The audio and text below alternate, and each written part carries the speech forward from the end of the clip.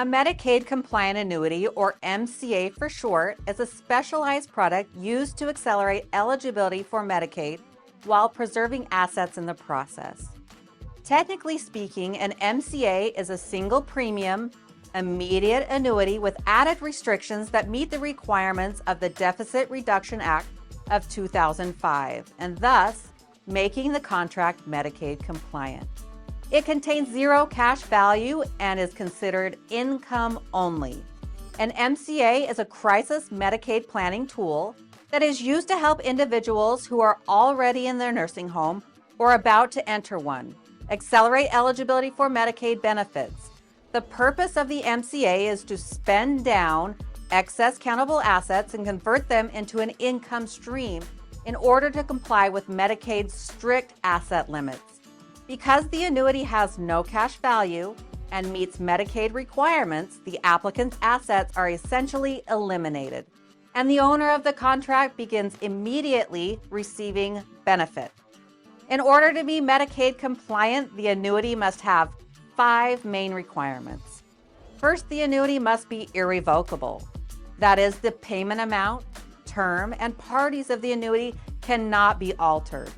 Second, it must be non-assignable, meaning the contract cannot be transferred to another party or sold on the secondary market. And third, it must be actuarially sound, which means the term of the annuity must be fixed and equal to or shorter than the owner's Medicaid life expectancy. Some states are going to use their own life expectancy tables, while other states are going to use the Social Security Administration table. Fourth, the annuity must provide equal monthly payments with no deferral or balloon payments. And finally, the state Medicaid agency must be named a beneficiary to the contract. In most cases, the state must be listed as primary beneficiary, though exceptions do exist if the annuity is purchased by the institutionalized spouse or if the MCA owner has a minor or disabled child. Other state-specific exemptions may also apply. If the state does not need to be named primary beneficiary, it will be listed as a contingent beneficiary in most cases. Although this requirement may initially deter people from using the MCA, it's important for you and your client to understand that the savings from accelerating Medicaid eligibility typically outweighs any estate recovery on the annuity. Plus, the state Medicaid agency can only recover if the owner predeceases the annuity term and they are owed a balance. In addition, our team takes several factors into consideration when designing an MCA plan in order to minimize the risk of estate recovery.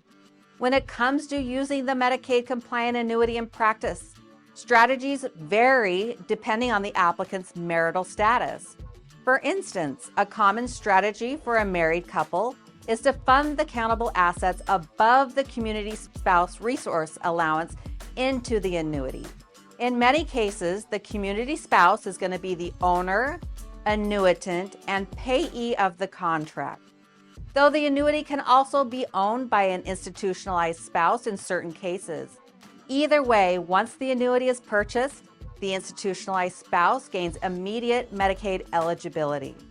Planning for a single person is a little more complex, but unmarried individuals can still benefit from using an MCA. Using the Gift MCA plan, our most common strategy for single people. The Medicaid applicant gives away about half of their assets to a child or other trusted relative and uses the other half to purchase the MCA. The payments from the MCA will help them pay for care during the penalty period they incur from making this gift. This strategy allows for the individual to save about half of their assets through the gift to a loved one and begin receiving Medicaid benefits at the end of the penalty period. For more information on how the Medicaid Compliant Annuity can help your clients accelerate eligibility for benefits, contact our office.